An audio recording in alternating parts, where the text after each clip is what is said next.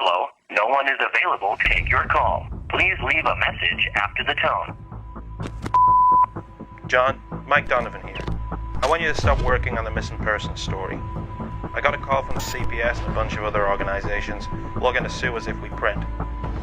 Just let it go, John. I'll talk to you later.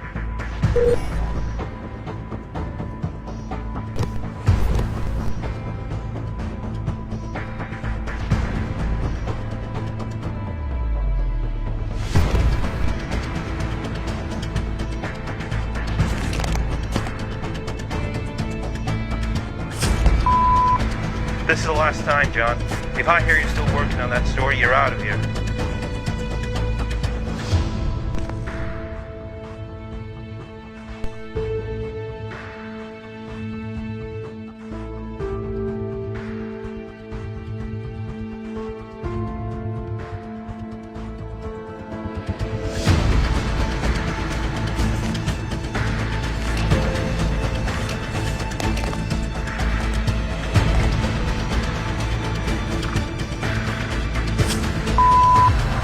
I warned you, John.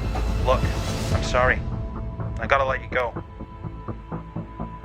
Be careful, John.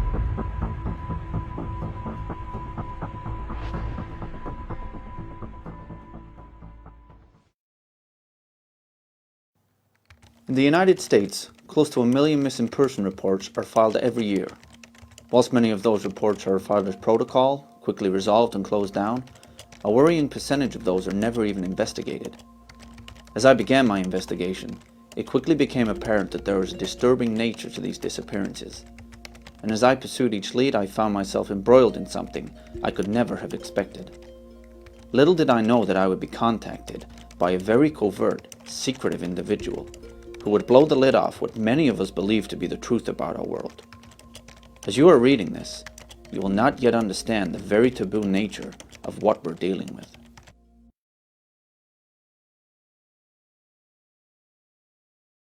I look at the alternative media, as it's called, which is where a film like this would come out of. Obviously, it wouldn't come out of the mainstream. And what's developed over the years that this alternative media has come into being, what's developed is the alternative mainstream. And almost everyone has a here and no further point. And just because you are aware that there's a banking scam and a political scam and engineered wars, doesn't mean that your mind is open to the deep in the rabbit hole areas that will explain where all that's actually ultimately coming from. You will have people who will go so far, but then their belief system, their sense of credulity, will say here and no further. Well, I think it's like a kind of human archetype. Unless you're a small boy with frogs in your pocket, people don't like toads or snakes or crocodiles or alligators. Dragons sometimes are shown as friendly, often are shown as dangerous and fire-breathing and nasty, and they've got little eyes, and they are inhuman. They've got little slitty eyes, and somehow there's a part of that that doesn't resonate with us. To think that reptilians even exist, let alone that they're in some way controlling the populace and what's going on, just seems so far out there to the normal person with their programming and their paradigm and that type of thing. So I think it's just out of the realm of belief for them, just through their programming. The idea that life as we know it has only developed on this one planet, in this one slither of frequency, is ridiculous. But the human perception has been so programmed with limitation, with a sense of I can't, the sense of it cannot be, that it's left to very few, compared with the global population, to explore beyond that sense of can be. And that's why these films are not made in greater abundance. Creatures with large heads, with fur and big eyes, like the traditional puppy dog pictures that make us go, ah, look, isn't that cute?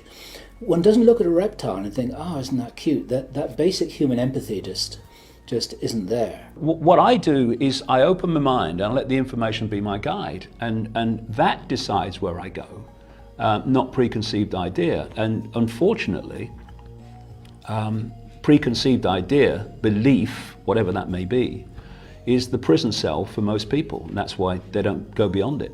I think there's a lot of ego involved in this subject, as there are in a lot of others, and that type of ego is infected ego, as far as I'm concerned. It's and the last thing these entities want is to be noticed. They want to be ignored, because if they're ignored, they can get away with it, you see. So you want to infect people and let them think that there's no such thing, and actually try and spread that there's no such thing, so that these things can operate in the darkness. This is programming, and David Icke talks about this, a societal programming wherein we are conditioned to hate and fear this subject so much that without something extra, without something more unusual happening to us to cause us to search for this darker truth, people will be inclined not to see it, even if it's right in front of their face, which is what I've experienced. And even people in my own family and people that I know very well and people who were interested in ufology, when they saw this, either didn't see it or became very upset about it. In the early 90s, when we were first learning about the reptilians, you tended to hear about cases of rape and situations like that, and almost like an instinctive fear that some people had in response to just being in their presence, just like a physiological reaction to them.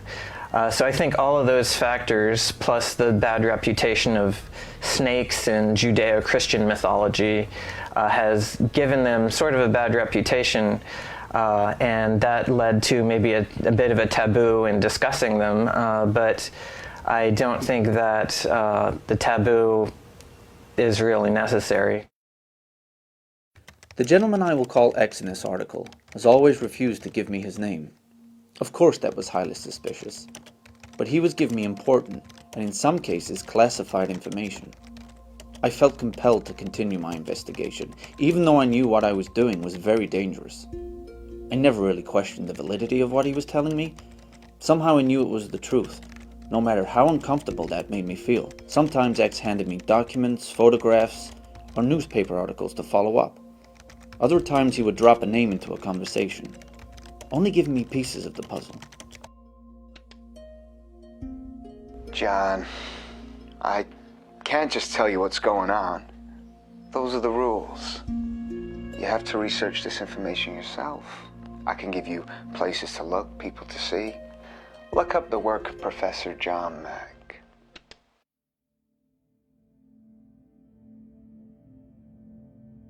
It was a synchronous event in the sense that I think anyone knows what I mean, is that you find out something just prior to experiencing it. And I'd read a couple of books a couple of months before. One of them was Dr. John Mack, the book Abduction. Now, Dr. John Mack, some viewers may know, is a gentleman who was a university professor of psychiatry at Harvard University. He was exposed to quite a number of people with experiences. He was a skeptic, did all the psychological testing, and he finally, in his 2 books, was firmly in the conclusion that these were real. These were real extraterrestrial encounters. I also read the book Communion, which is a classic with Whitley Strieber, talking about an author again of sci-fi fiction, who also said he'd had experiences. But the first person that came through my door that said, "Mary, I've heard you're open-minded," is a gentleman called Ellis Taylor. And Ellis came to me via a friend, and the friend had told him I was open-minded, so he came to me really wanting to tell me about something. He said, "Mary, there's no support groups for this. For this, they just think you're a loony." And here I had a middle-aged, very articulate gentleman who was telling me quite normally that this is what was happening to him, that he was aware he was being taken up on spacecraft, that he was waking up with shaved areas on his body, other marks on his body. His whole family were affected, that was his partner and the children. He talked about going through walls, and he said no one would come to the house because they thought it was demons. On the 13th of April in 1996, I got up about 7 o'clock in the morning, went to the loo, came back to bed. My partner went with the covers off me, "What's all that all over your body?" And I had all these marks on my body, and I couldn't quite make them out, but she was really freaking out. And there was a face there, drawing of a face.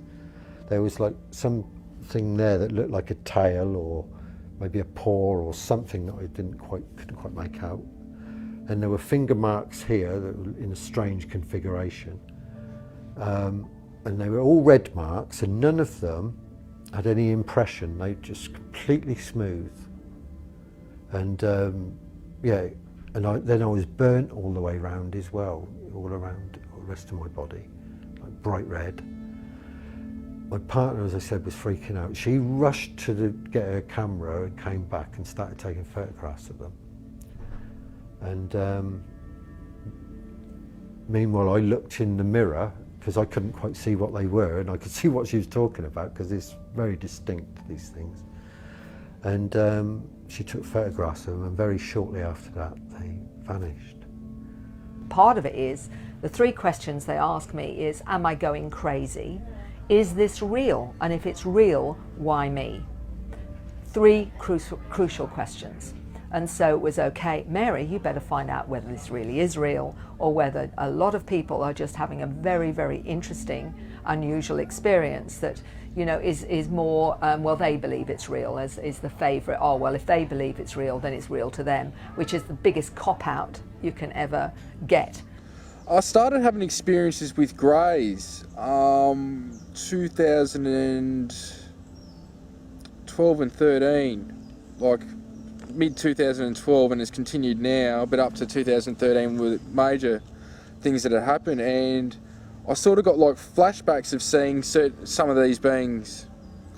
And then I started to remember I used to see beings in my mum's house and my stepfather's house between the ages of 8 and 12, which is the time that I was in this particular house with my brother, who also has had experiences, but I didn't see him as demonic, I didn't see him as angels, I didn't even see him as good or bad. I didn't have no reference for what I was seeing, but I never talked about it full stop. It was sort of like, all right, here's something weird, and I'd pull up the sheet over my head and just hope that whatever it was would go away. So yeah, it goes back a fair way.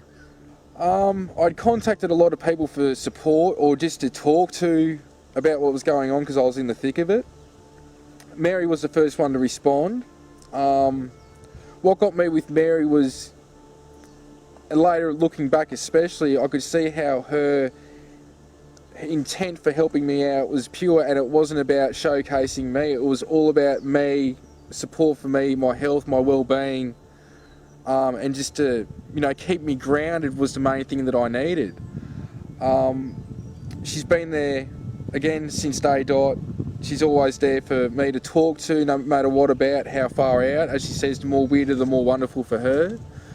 And I'm forever appreciative for her being in my life, just like many of us. And our friendship continues to grow, and it's gone in some weird and wonderful directions that I didn't expect. So yeah, she's a lovely lady, and I'll forever be indebted to her. What I was amazed to discover was many of those that had this experience, when they began to understand it, often their fear went, and often it's the fear of the unknown than what actually happened. And so I had to isolate, is it what actually happens that scares them, or is it the fact that they don't know what's happened? So that's 2 separate things. So in my whole panorama of those having experience, for example, only maybe 25 to 30% are actually traumatized. And what amazed me, there were people eventually coming to me, and this is where I had to broaden my questionnaire, that saying, look, Mary, we're not frightened of the ETs. In fact, we think they're family. What scares us is being on a planet with humans that are so barbaric they still kill one another when they have a disagreement.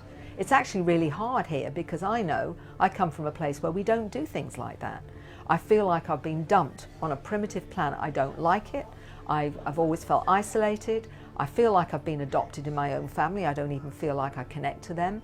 I feel like my family has, I've got something to do here, and this is why I'm here. And these I call the star seeds or star kids, because their real connection is actually to those intelligences out there than actually the human beings that they're operating or sharing their environment with. So, in that sense, this is a huge panorama of experience where some are terrified of the beings and some actually think the beings are family. So where do you go with that? Only recently I had a young woman tell me that she was a hybrid and that she believed that she was part human, part reptilian, for example. So for her, what was hard was being in a human body when she related much to her reptilian soul, if you like. That's how she saw it. Others believe that their soul is from a mantid, which is an insect-like being. Some, the felines, the cat being, for example, they say their origins are from those places. So they relate to that particular form. And if you have an 8-year-old that tells you that their family is a mantid, this is an insect-like being, that's his family. His human family is here to look after him and he loves them, but that's his family. And when he dies, that's where he's going, to his ancestral family, which is the mantid insect-like being. And he gets quite emotional about it. This is an 8-year-old getting emotional about going back to his origins. It's very profound.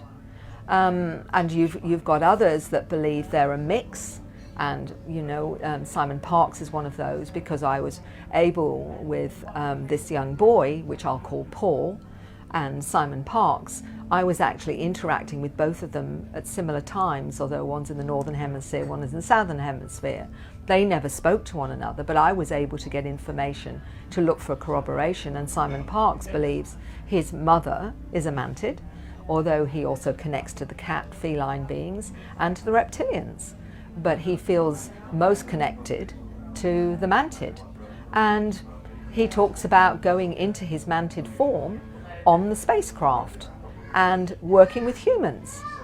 And when I spoke to this little 8-year-old, he described it in this way, that he evaporated into his mantid form and would operate as a mantid and then come back into his human form. So here is a little boy talking about a soul transfer. One of the questions that pretty much all experiencers ask themselves at some point is, why me? Another one is, am I going crazy? But eventually they figure out that they're not crazy, that whatever they're experiencing, they're still functioning, and it's not, it's not a form of anything. John Mack certainly was not was not able to identify it as any kind of psychological pathology. So they ask, why me? Why is this happening to me? And well, we know that the abduction phenomenon does run in families, and the same thing seems to be true for reptilian contact. So you can look at reptilian contact as a facet of the UFO abduction phenomenon, and it suggests a genetic aspect to their interest in us. But, in addition to following family lines, there's more to it. A number of reptilian contactees have actually recalled memories of having a past life as a reptilian. And, it doesn't appear that people are chosen at random out of the human population. One reptilian contactee described to me what she calls multi-dimensional simultaneous existence, because that time, basically, if you look into physics, ideas like the relativity of simultaneity and the concept of space-time, turns out that everything is happening now, including past and future events. Everything is really happening all at the same time. So past lives and future lives exist now. So what in reincarnation traditionally would think of as past lives, well, if you think of it as simultaneous multidimensional existence, those are really parallel lives. And there are situations, for instance, in dreaming, where consciousness can move from one these parallel lives to another, and that, you know, that explains why there is a connection between us and these other lives that we're living as reptilians, and it explains why some of the interactions go on. My first experience that I'm aware of was when I was either 4 or 5 years old in Texas, where I encountered a brown being that was levitating in my bedroom, and it had round eyes, kind of a wrinkled face. If the viewer looks up the book Alien Jigsaw 2, the researcher's supplement, I think it's called, by Katarina Wilson, she has a drawing in there of a being she describes as a type 2 gray. And that's pretty much what I saw, except it wasn't gray, it was brownish. And that was the first consciously remembered. Actually, it wasn't conscious. I remembered it consciously for many years, and as is the case with many other abductees, suddenly I reached a certain age where I just forgot all about it. But prior to that, I was telling everyone I could about it, right? But then a point came in time where it was wiped from my conscious memory. Years later, after I moved to San Diego and became a member of the San Diego UFO Society, I had a hypnotic regression about some of my experiences, and although nothing new came up, what happened was my subconscious was kind of jarred and shaken around a bit, because like a day or two after I had that, what I thought was an unsuccessful hypnotic regression, I was reading a book called Project Omega, UFOs, NDEs, and the Mind at Large by Dr. Kenneth Ring, if memory serves. And at the end of that book, he has a questionnaire to determine if someone has had alien abduction experiences or not. And I basically answered yes to like 17 out of 22. And I got triggered when I had one question, when I read one question that asked, as a child, do you recall having experiences with little people or little friends that no one else could see? And then just as soon as I finished reading that question, bang, that memory of when I was in Texas when I was 4 or 5 years old came back. When I came back from Germany in 1990, I had a series of UFO experiences and abduction experiences culminating in a abduction, full waking consciousness at night, when those 3 reptilian greys came and they took me up into their ship and they put me on a examining table and they did all this other stuff to me. And that was just one of a series of events. And then I was frustrated living in the San Francisco Bay Area because I had no one to talk to about these experiences. So when I moved to San Diego and joined the San Diego UFO Society, suddenly I could talk to other people about it. I can even talk to others who've had similar experiences. So it was a simple transition for me to become a researcher, because what I realized in my studies was after I had that full waking consciousness experience in September of 1990, when I came back from Germany, I immediately started researching the subject in earnest. Now, I'd always been interested in this subject, always been interested in Bigfoot, the Bermuda Triangle, other dimensions, so on and so forth. That was stuff I took for granted, including the subject of UFOs. But there was an element of me for years that was kind of scared of the UFO subject. There was something about the subject that gave me the creeps, that I couldn't quite understand, and that gave me a certain degree of fear. Like when I was in high school, for example, I would see beams of light, bluish white light, come in through the ceiling and do a search pattern on the floor. I had a lot of experiences where I was taken out of my body astrally, and I've since come to find out that a lot of these experiences happen in our astral state, because these beings have the means to trigger an out-of-body experience within us. It's a multifaceted experience. It's not just physical abductions, it's astral experiences, it's what's been described as dream hacking or astral dreamscape manipulation, telepathic experiences, so on and so forth. When an alien creature of any sort interacts with a human, 9 times out of 10, or 9.999 times out of 10, that human is going to be terrified of this creature. There is no long association with these creatures. They cannot appear as they look, because the human will just freak out And whatever the purpose that they've come to that person for, they won't be able to do it. So they will come in disguise. And they don't physically change their body. They go into the mind of the human, and in the human's mind they change. Now, because of my very long association with these creatures, they don't need to do that now. In the early days they did, when I was a very small child. But also it was a part of me accepting them for what they were. So as a 5-year-old, or even, 1963, as a 3.5-year-old child, I was shown exactly what they looked like. And it did freak me out. Of course it did.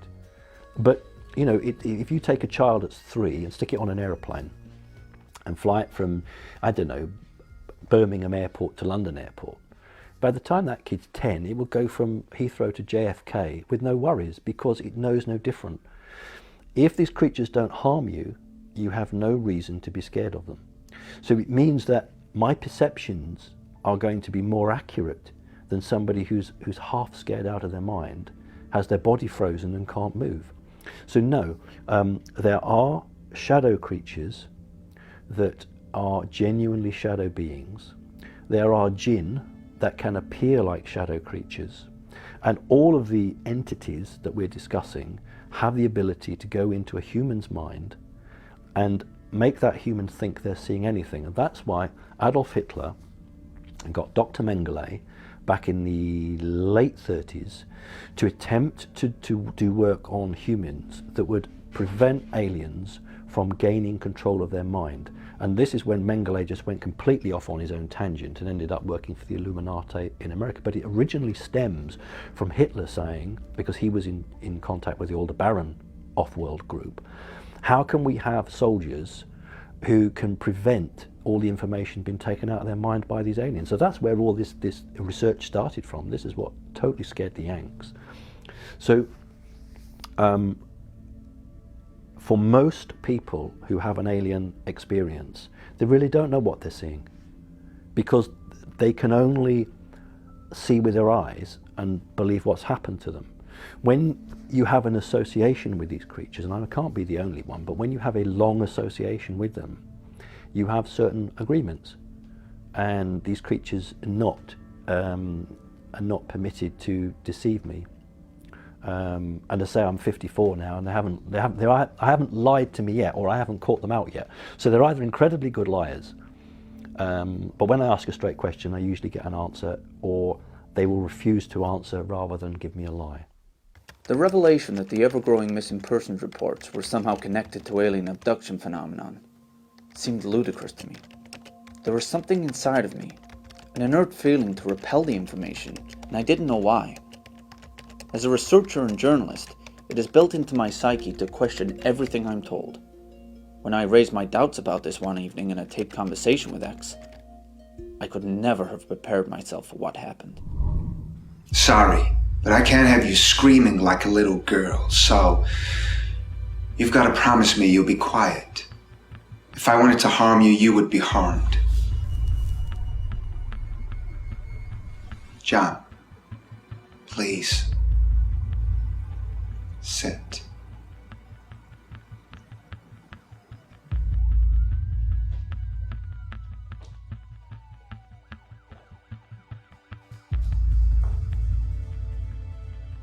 You needed a reason to take this further, and I just gave it you. When I did this, I put both of us in danger. People like you don't meet people like me unless it's important. We consider you important, John.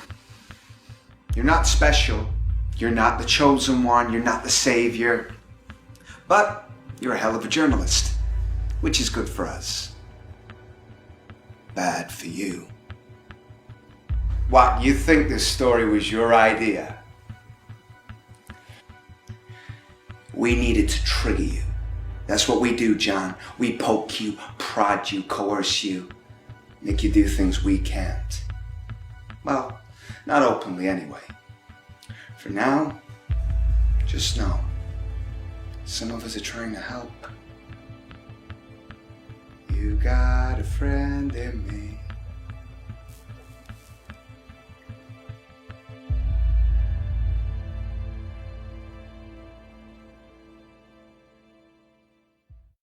I was in America on a speaking tour. I say a speaking tour. In those days, a speaking tour largely meant talking to myself.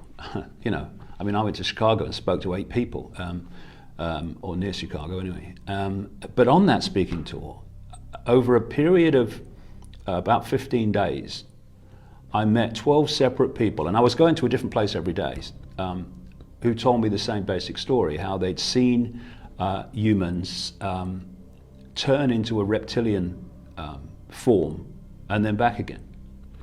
And it was such a common theme that they were describing that I started exploring from that time. So it came into my life very quickly. I'd kind of heard like little mentions of it before and just let it go. But in this 15-day period, that really focused my mind. So there's something to look at here. When you're faced with that situation with, or you know, one person after another in different parts of America telling you the same thing, you can either go, I'm not going there, what will people say if I start talking about this stuff? Or you can say, information's my guide, I'm going there. What then happened is I came back from there to the Isle of Wight, and I was meeting someone, actually not very far from here, who had been married to a Satanist, who had been the warden for Burnham Beeches. Burnham Beeches, out west of London, is owned by the City of London, the financial district. And it is a big place of Satanism and very strange happenings. It's wooded copses and few open areas. And she asked to meet me because what I was writing about, because she wanted to tell me about the Satanism which she experienced. And she told me when I met her about seeing Ted Heath, former Prime Minister of Britain, took us into the European Union, doing a satanic ritual at Burnham Beeches, because she lived there in the warden's house. And when this conversation was finished, and you know, I was having a cup of tea, and I was just finished my tea, and I was putting it down and turning to go, and I just said to her as a throwaway line, you know, I've just come back from America, and I met all these people that kept telling me how they'd seen people turning to reptiles. And I heard her first, and I turned around. She's going, oh my God, I wasn't going to tell you about that. She said what happened was she saw lights, and she took the dog out that night. And then she went through and looked through the trees at this light, and she saw Heath in this circle. And she said what she then saw was Heath shift into a reptilian form and grow about 2 feet, which is absolutely common in descriptions of this all over the world.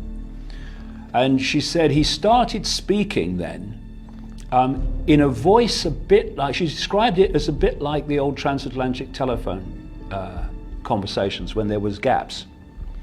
And she said the thing that shocked her more than anything else is that when this happened, no one in the circle moved in any way that related to shock or surprise.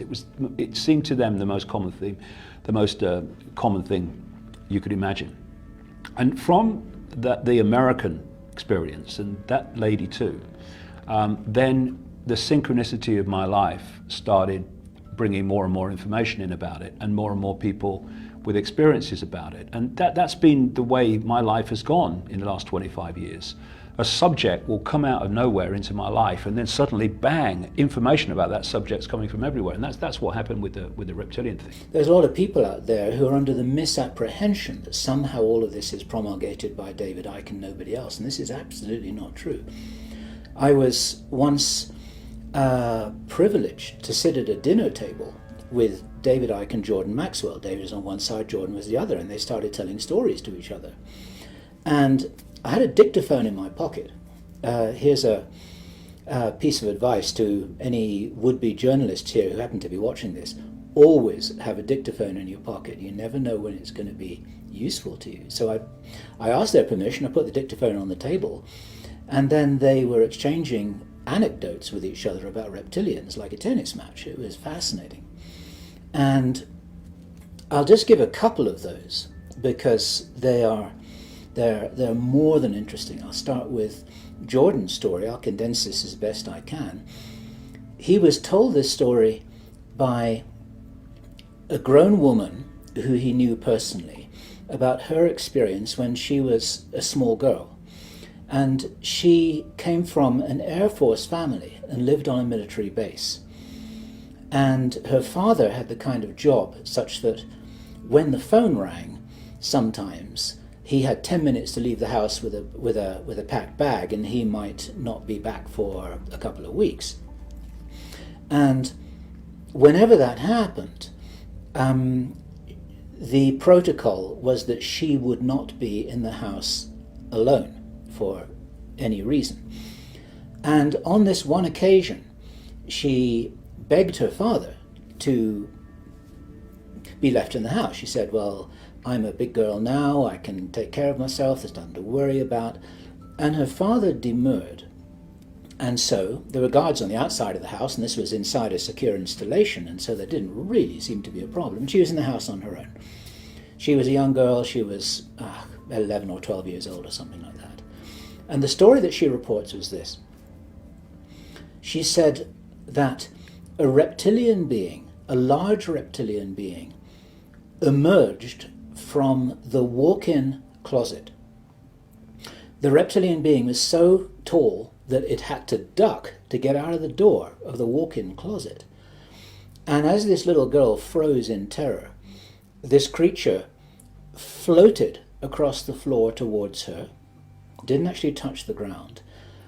It clearly had designs on something that didn't seem to be very welcome to her. She ran to the bathroom, she locked herself in the bathroom, and she screamed and screamed and screamed as this creature clawed on the outside of the door. And then finally, the guards heard her, who were outside the house. They came rushing in. This was their job, and this creature disappeared. And the claw marks were visible on the outside of the door. When her father got back, she said, "This is why you must never be in the house alone." And it's interesting because her father didn't even seem particularly astonished by what had happened. It was like this was one of the things that was known could happen. Go figure. This was told by this grown woman to Jordan Maxwell 20, 30 years later after this had all happened to her. I have this sense that I've known them all my life, or known who they are all my life. But, and I can remember past life stuff with dragons and things like that, okay? Which is not exactly the same thing, I know. But this particular time, it was during a 47-day experience that included that 13th of April thing. 47 days it went on for, right? Night after night, day after day, left with patterns and marks and finger marks and all sorts of things going on. But during that time, I was sitting in the lounge and wanted to go to the loo.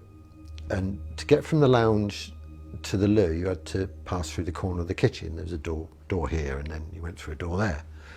As I went through that door there, just going to go into that door there, there was a reptilian standing there. It was tall.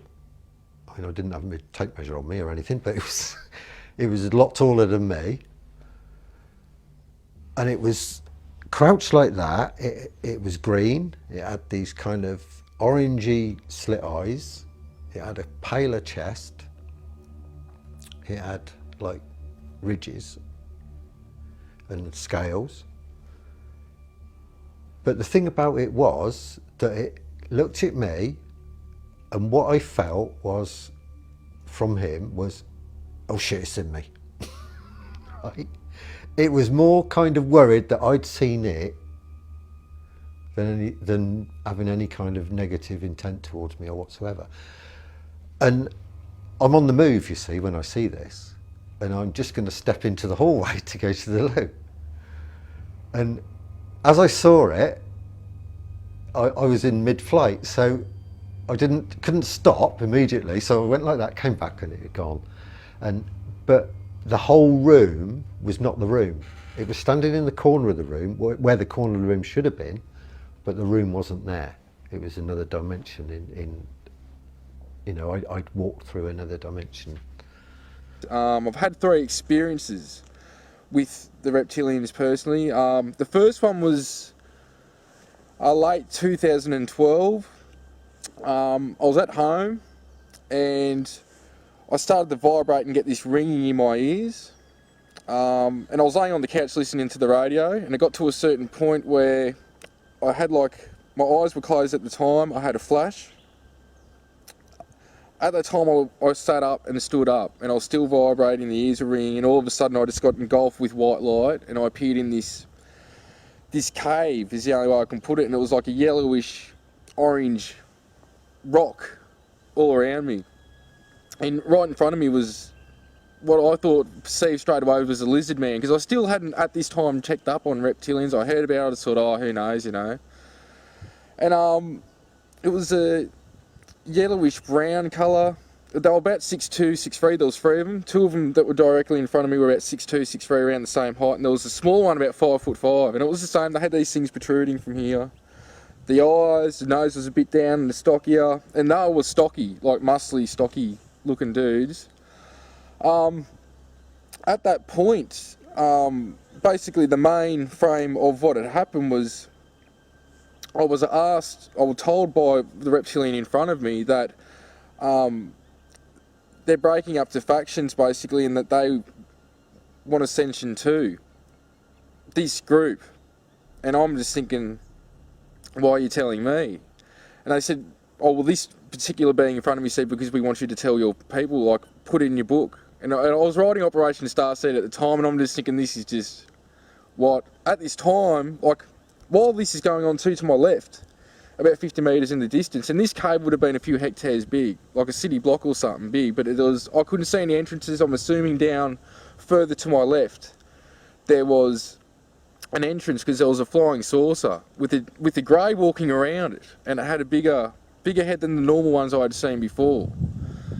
So while that's going on 50 metres away to my left. And to my right, I noticed like a screen. It was like 5 metres by 5 metres, I assume. That was the diameter. And it was like a flat screen. If I looked at it, I didn't see anything. But if I looked at it in my peripheral vision, I could actually see a 3D hologram of the Earth coming out of it.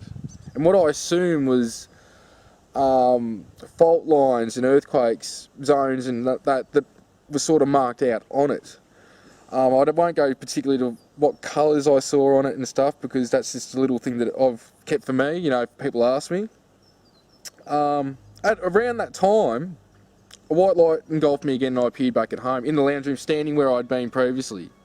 In the high desert of Southern California, me and our team were doing what we call reptilian stakeouts.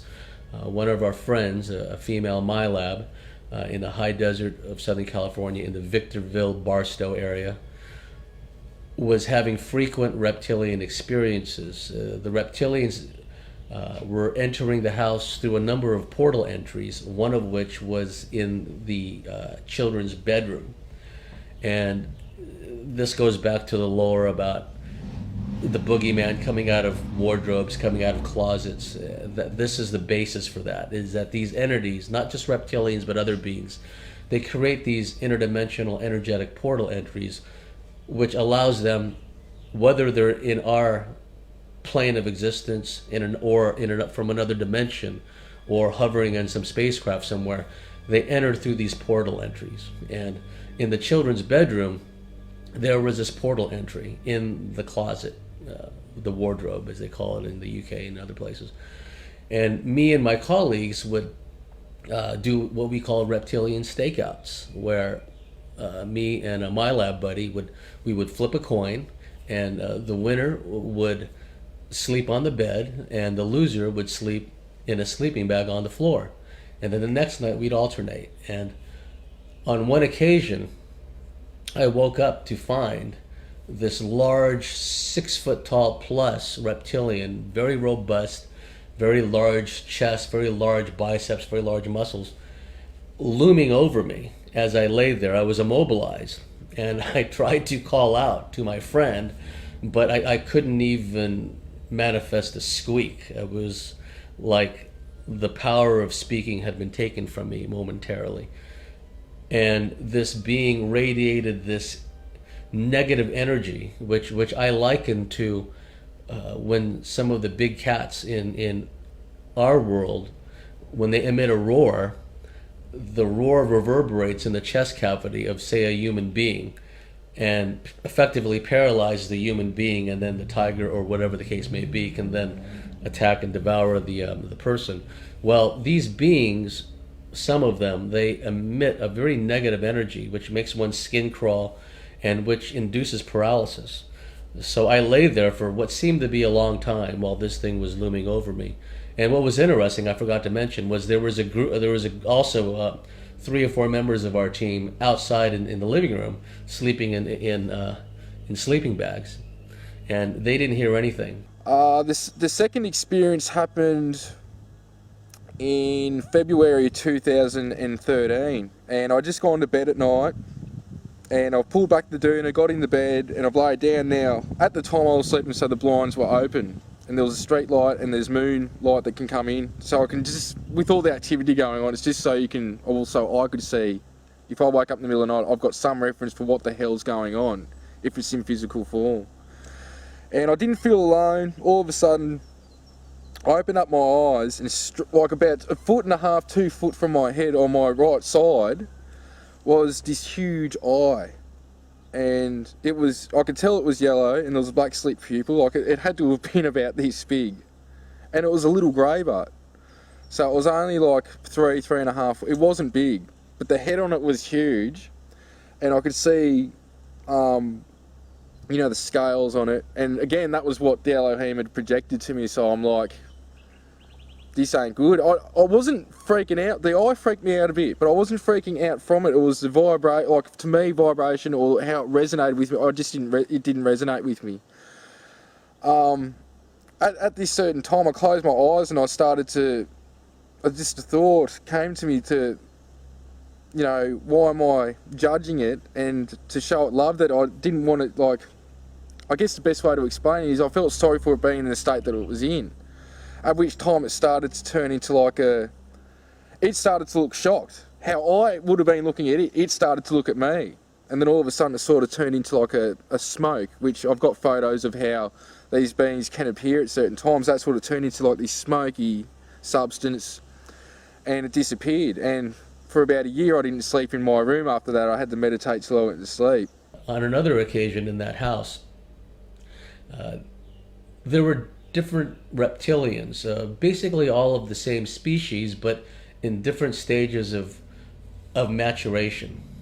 And so there were immature reptoids, and we call them baby Godzillas, because when the lady of the house and the children drew sketches, that's what came to me. They looked like little baby Godzillas. And at least one of these was playing with a youngest daughter who was 4 years old at the time. They would play in that children's bedroom during the day, and the little reptoid was fascinated with the little girl's toys. In particular, one toy that looked like a telephone and that had big keys for numbers and letters, and when you pressed a given key, it emitted a certain tone. So the lady of the house, at odd times during the day, when only her little daughter was home, would hear these tones coming out of the bedroom. And on this one occasion, the little girl came out, and this little girl is now an adult. She has a child now. She said, "Mom, me and my friend, we're hungry, right?" And so my friend humored the little girl. She walked back into the bedroom with 2 platters with a slice of pizza on each one. When she walked into the bedroom, she noticed her daughter sitting Indian style on the floor, and alongside of her daughter was one of these little immature reptilian beings, and they were playing with that toy, making all these tones. my friend was so startled she dropped both plates. The reptilian made kind of like a pig kind of squealing sound, and it fled into the closet and disappeared. Now, me and my friend, on another occasion, we were sleeping in that room again. I was in the bed, and he was on the floor, and I began to hear noises coming out of the closet, right? So I sat bolt upright, and I looked around, and I was punched in the face, bang, bang, on this cheek and on this cheek, and I was knocked out, and my cheeks ached for weeks thereafter. And I believe it was the little reptilian. It wasn't the big reptilian or big reptilians. It was one of the little ones, and it was just at the right height to punch me out. So I had a lot of experiences in that place. On another occasion, those reptilians followed me from that place in the high desert of Southern California to my house in San Diego, which is a good 2.5 hour drive. And I had just driven back from the high desert, settled down, I was laying in bed reading, and I fell asleep. And sometime later, I was rolled over in bed, and I was jabbed at the base of my spine with an injection. And as I was laid on my side, I looked over and I saw what I at first thought was a very tall soldier in khaki uniform. And then I saw something swishing around behind it. Later on, in hindsight, I realized it was a very tall reptilian that just happened to be brownish khaki colored. Because when I had time to think about it, the thing that was swishing around behind it was his tail. And it was interesting because those reptilians had told my friend, the lady of the house, that, you know, they were going to get back at me basically for always going up there and, you know, like, I guess, annoying them or something. So they followed me back to hundreds of miles, you know, away to San Diego, and they did this to me. And I developed the following day. I was working at ComNav AirPack in communications, and my back was hurting me. I could feel a puncture wound at the base of my spine. I could feel it, an injection mark. And I had a terrific headache. And I was sitting in the main office, and there was an annex, another office off to the left, where the lady who worked in there was on leave or something.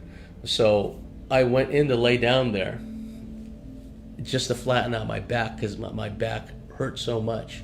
Had a tremendous headache, was sweating profusely, big time diarrhea, right?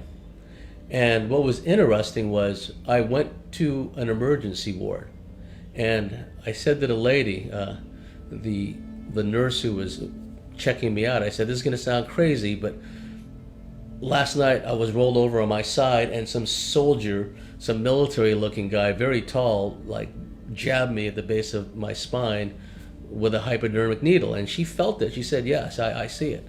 You know, I don't doubt you at all. Something happened.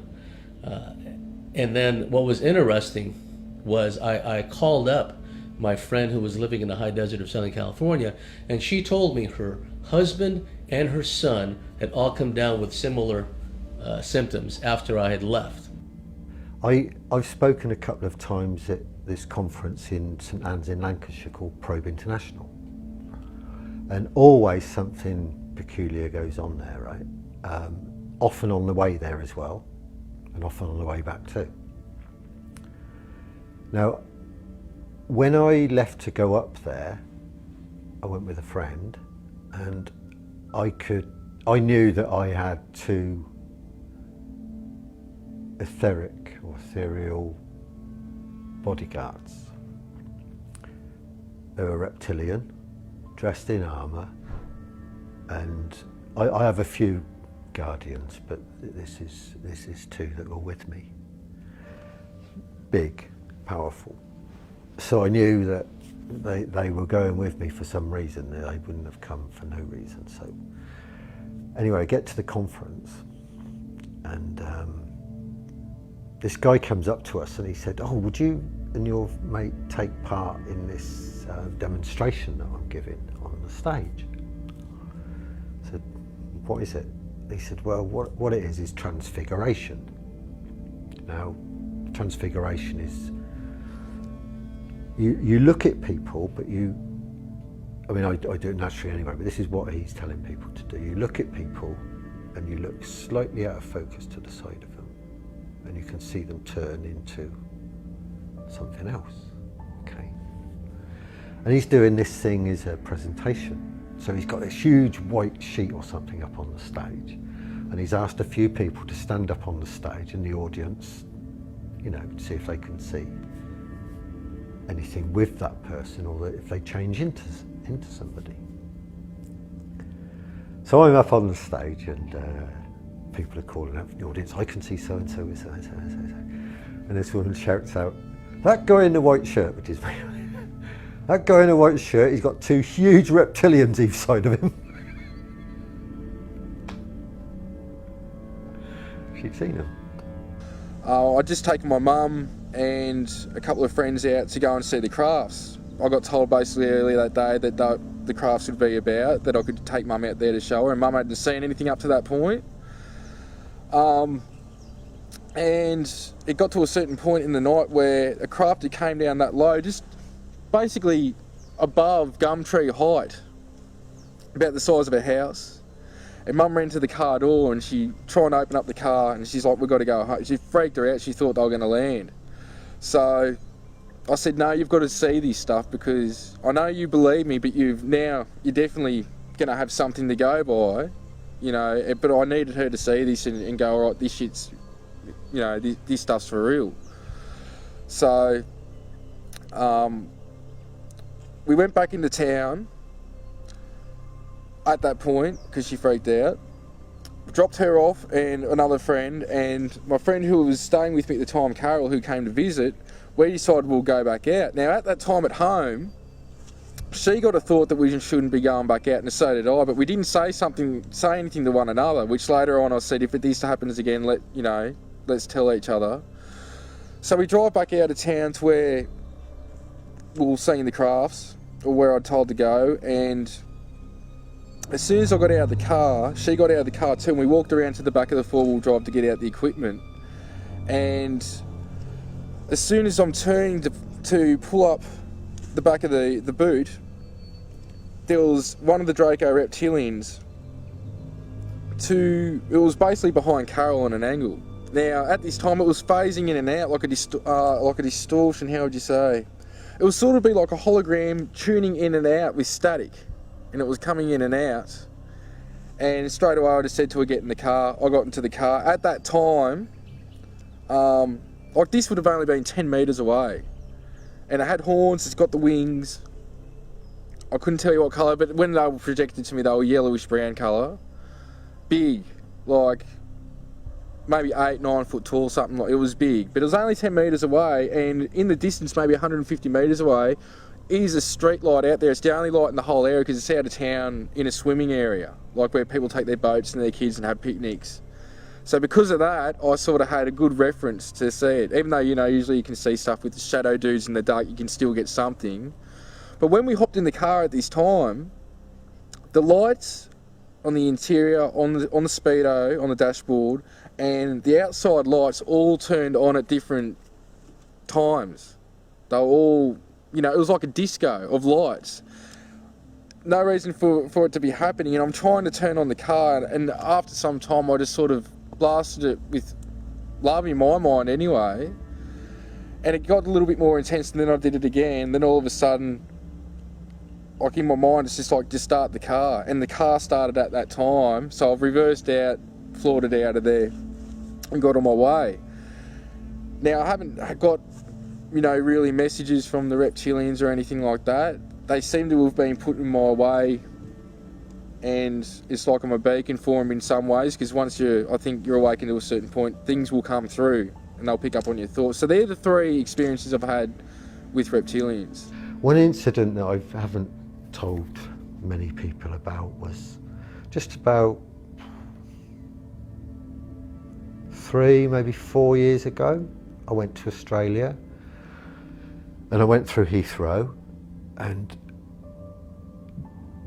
almost everybody in this, well, not obviously, but lots of people at Heathrow were shape-shifting. there were reptilians walking around everywhere, right?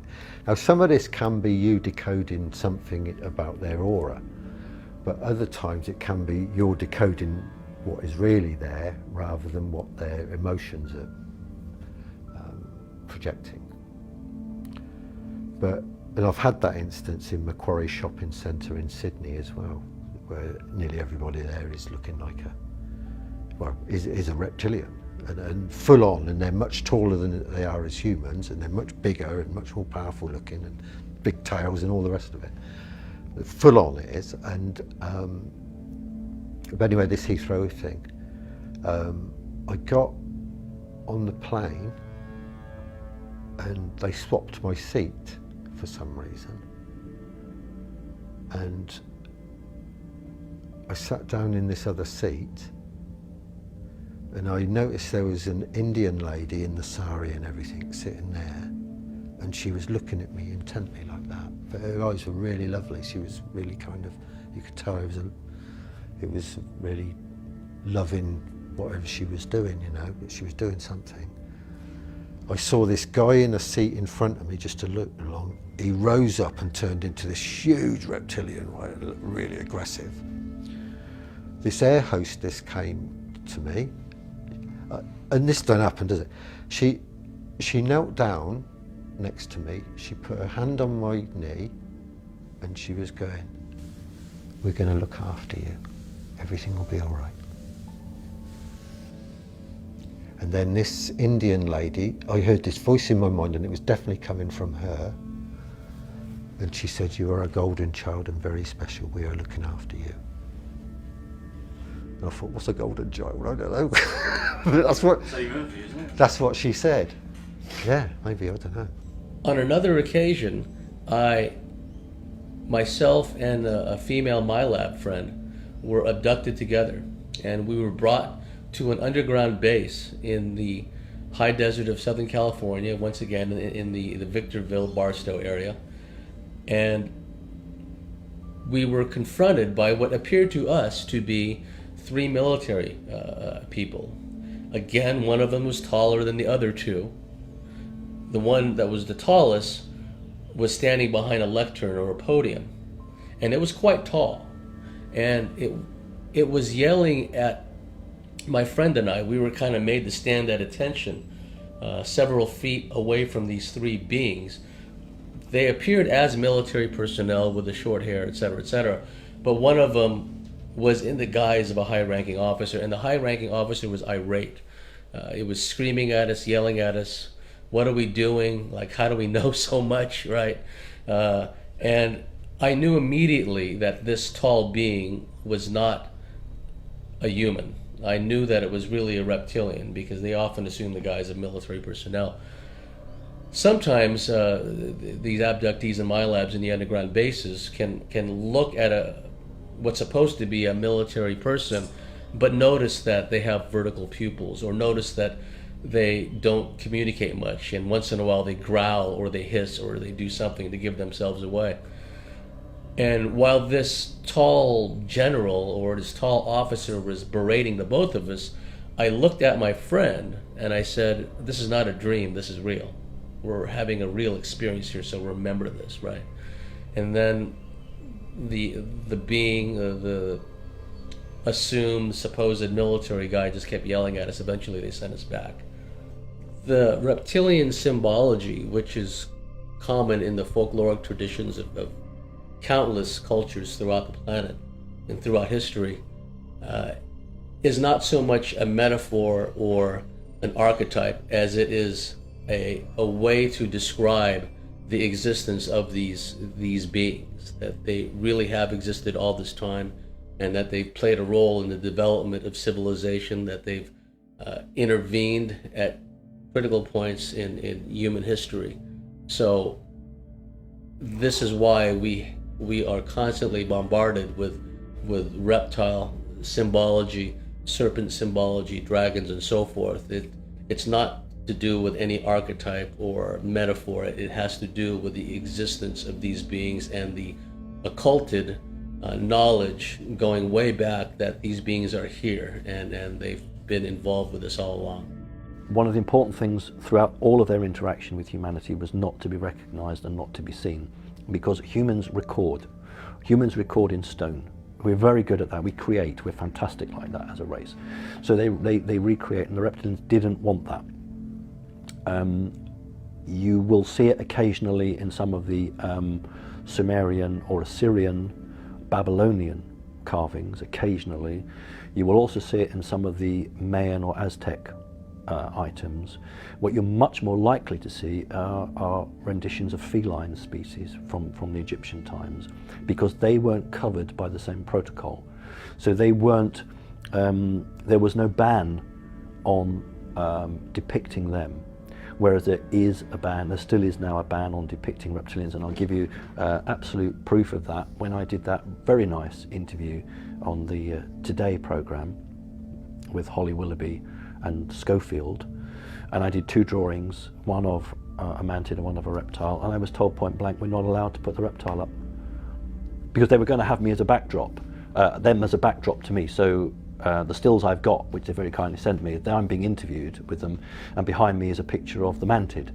But originally, Schofield and gang were going to have the mantid and the reptile, and somebody very high up said we're not allowed. They didn't even know what it was called. All they said to me was, we've been told we can't put this one up. So there's a blanket that goes out, and hence, if you think about what your title of this DVD is, because we're coming round to that now, and you think about that chapter in The Greatest Secret that David Icke wrote, which was don't mention the reptiles, and that's a fact, and David's absolutely right, that the system doesn't want to publicise them because they have signed an agreement not to publicise them. It's to keep them out. So you can talk about the greys as much as you want. That's not an issue. You can talk about the mantids as much as you want, because they don't manipulate humanity. The reptile race that we're talking about manipulates humanity and has done for thousands of years, and has a covenant with the elite humans who run the world that they will always be in the shadows. You're awfully quiet, John. I feel a little underwhelmed for a man who asks questions for a living. I got a million questions. But let's start with my boss. Is he... John, what if a man's faults are not his own? What if certain men and women were pliable, manageable, accessible? Accessible? Manageable? You mean controlled? There are levels of control, John, depending on the situation. This situation required a little show and tell. Others are a little more intrusive. Behind the scenes, deals were done, but they weren't necessarily beneficial to the populace.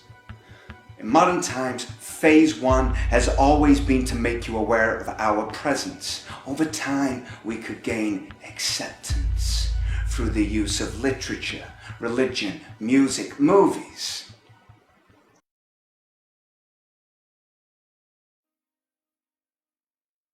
If you look at 2 themes of movies in recent times, and some of them not so recent times, but there's a big theme now, and I don't go to the movies very much because it's all bloody violence and stuff like that most of the time. But if it's for my research, I'll obviously go. One is a kind of a reptilian theme that you pick up, and the other one is, many times incorporated into the reptilian theme, and in alien invasions, is a well beyond Orwellian society where humans are under total control of a vicious police state and a tiny elite. As far as movies and media being possible leaks to the truth about non-humans, or in particular the reptilians, I think this is certainly possible, and I think that there are several movies that stand out in my mind as being movies that might be leaks. Well, in particular, Stanley Kubrick's Eyes Wide Shut, for which I think that he was murdered. He was warned not to publish it, and he said, to heck with you, and he was killed shortly after the release of the movie. And also Rosemary's Baby shows even a reptilian kind of baby at the end of the movie. And that those kind of movies seem to be kind of more realistic leaks, if you were. And then you have John Carpenter's They Live and The Thing and Aliens, which I think are all possible relevant information or visions, you might say, inspirations for what's really happening. I think if you look at John Carpenter, the creator of They Live, if you look at his movie-making history, which includes Satanism and horror and what have you, this guy has at least some knowledge of what's happening. And I had to laugh. I said this in a book once, years ago, and someone wrote to John Carpenter saying what I'd said.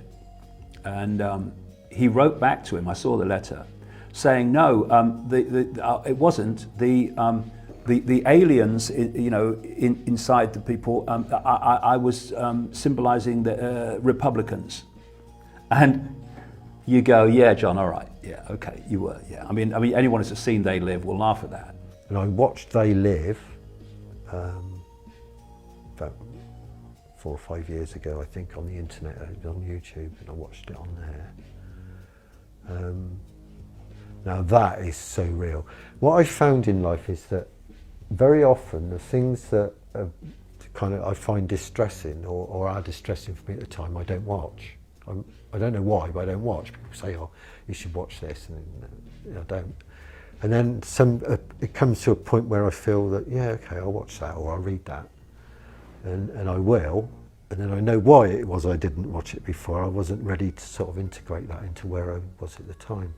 But and They Live are so accurate. So accurate. They Live. It's classic. And that time back too, where you have a small number of people who are actually not what they seem. They look human to people in everyday life, but when the guy put the sunglasses on that allowed him to decode reality on another level, that was the symbolism of it, he saw that they actually, behind the human form, they weren't human at all. And they were the people in power. They were the bankers, they were the politicians, they were the president, they were some of the police. Also, when he put the glasses on that subliminal level, he could see all the subliminal messages all around him, telling him to stay asleep, to not question, to obey authority. And it was a movie, it was kind of a B movie, wasn't it? A kind of most people would never have heard of, and yet it was way ahead of its time in portraying the world that we're actually living in. The Super Mario Brothers, if anyone gets a chance to see that movie, it's amazing. In the old video store days, you would find this movie in the children's section. The story starts out with a celestially driven cataclysm. An asteroid comes and wipes out the dinosaurs, and through some kind of weird kind of alchemical process, an alternate reality is created where the survivors of the reptile survivors of the surface went underground into an alternate dimension, and they became the rulers, and they were shapeshifters. They were shapeshift between human and reptilian. The head reptile was Dennis Hopper, if you've ever seen that movie. And it was another dimension that was parallel to our dimension, and it had to do with bloodlines, it had to do with all kinds of stuff. And of course, the protagonists, Luigi and Mario, they defeat the reptilians, right? Very interesting story. When I was growing up in the 70s, a TV show that I really loved was Land of the Lost. It involved a pocket universe where dinosaurs lived and advanced beings who turned out to be the ancestors of these primitive Sleestaks had built these pylons, which were devices used for interdimensional travel and time travel. as well as such things as regulating the weather in the Land of the Lost. But the Sleestaks, which the advanced beings, they called them the Altrusians, eventually evolved into, were like barbaric, kind of vaguely reptilian beings that lived underground. They were very tall and menacing, but there are some definite parallels between the storylines in the Land of the Lost and the research on reptilians living underground and being able to travel through portals and so forth. Last year the movie came out, Ender's Game, wonderful story about how we're assuming that these inhuman insectoid ETs are somehow hostile and dangerous to us just because we've got this mindset of fighting everything out there that moves, and actually they're not. This is not what they're trying to do at all. And again, it takes a little kid to have the wisdom to actually discern what's really happening here. Another show that I'm fascinated with is Thundercats. I've only watched a few episodes of that, but again, it deals with these feline aliens that are battling the reptilians, and all these different races allied with the reptilians. There's canine beings, there's wolf beings, there's bird beings. Some are aligned on one side or the other, and some want to be neutral. And many of these different ET races are depicted in the Thundercats cartoon. Fascinating. I wish I'd seen it when I was younger. Another show is V, the original V, that shows these human-looking aliens coming in huge craft, but in reality they're reptilians, and they eventually can gain control of politics, the media, and everything else. And then a small band of resistance fighters develops, led by a woman. And there's a lot of metaphorical, metaphysical truth behind that, because some of the best spiritual warriors I've found are women. They're heart-centered, they have all these abilities, they don't operate from a place of ego, and they don't need accolades, they don't need fame or fortune. They tend to operate, the real players tend to operate on their own, under the radar. And many of them are women. So when I see this TV show, V, and it's led by a woman scientist or something, if my memory serves, that really resonated with me. You've got to start immediately with 2001: A Space Odyssey. That's how you'd start, and then you would do the original Star Trek, because Gene Roddenberry not only went out and found contactees, but he actually joined a circle of people who were channeling other entities. So these people, either as directors or producers, either have direct knowledge, or more likely it's a give and take with the security services. The security service will say, okay, you've done us a favour, here's an idea. It's not really an idea, it's something they know, but they're to run with the idea. Where it's become insidious, and that's why I'm a bit unwilling to help you out with this too much, is because they will use the media to play out an agenda for them, to test its reaction on the audience. And the first time that occurred was in 1938. Was it 38, when Orson Welles did his War of the Worlds? What people don't know was that was all orchestrated to early sort of focus groups to feed back on what the situation was. Now, it actually wasn't panic, as the media was told. There was only a small pocket of panic, but they wanted to create panic, so that's why all the mainstream media said there was mass panic, because that was the argument. That's why we're not going to go public with what's happening. What is happening, I would suggest, is that subconsciously, because there are so many with the same theme, it's laughable.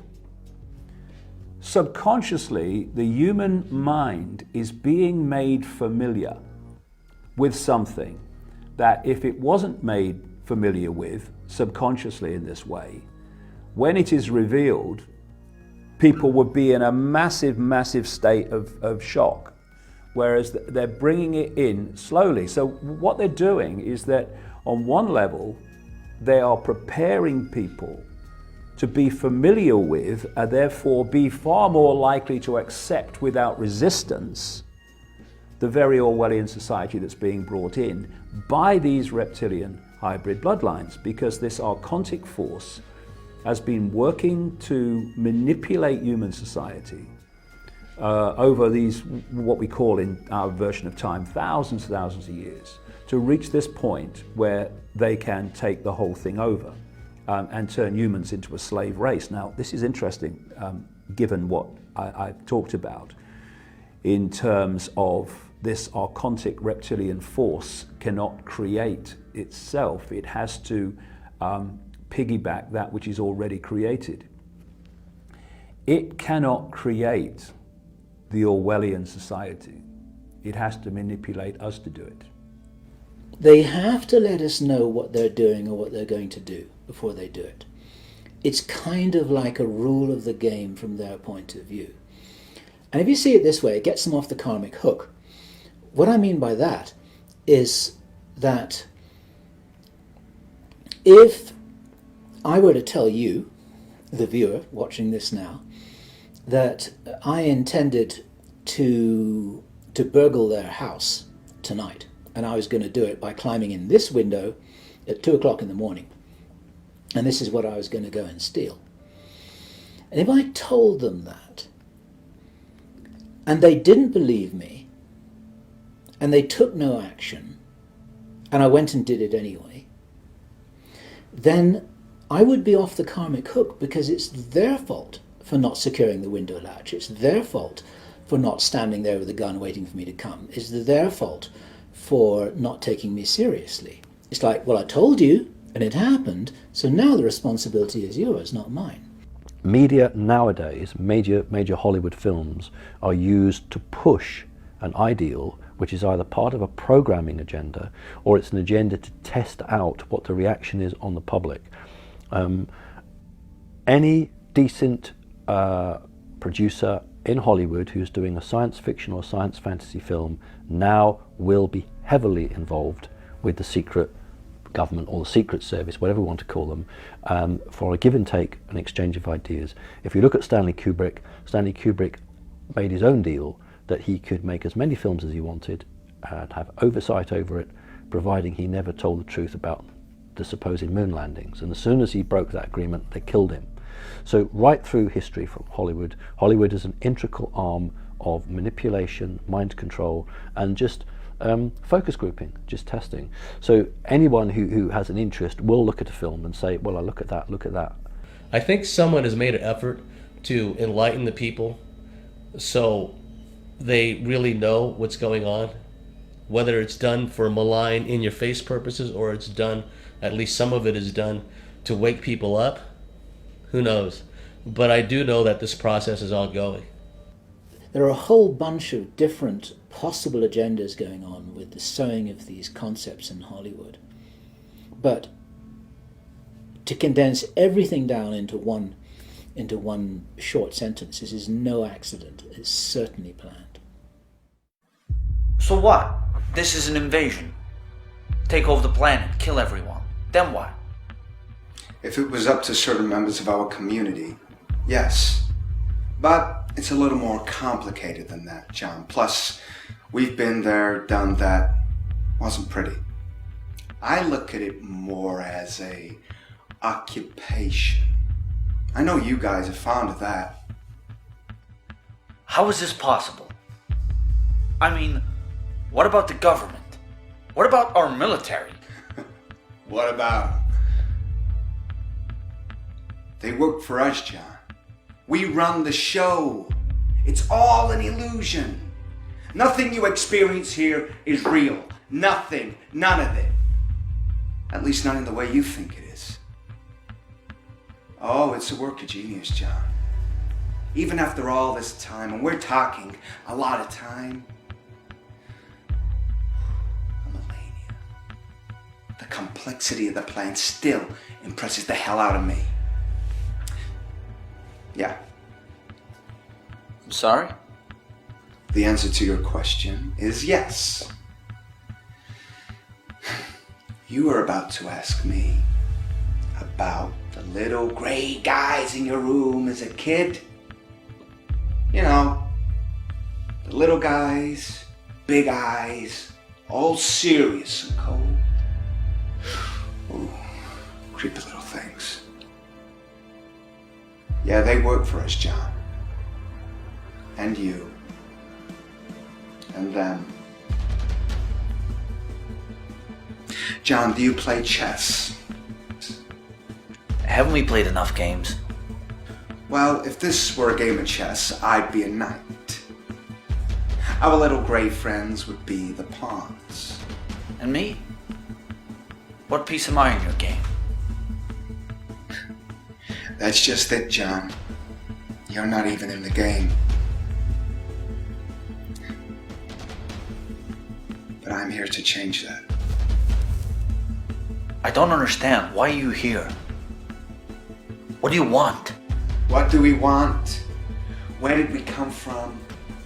When did we get here? That's a good question.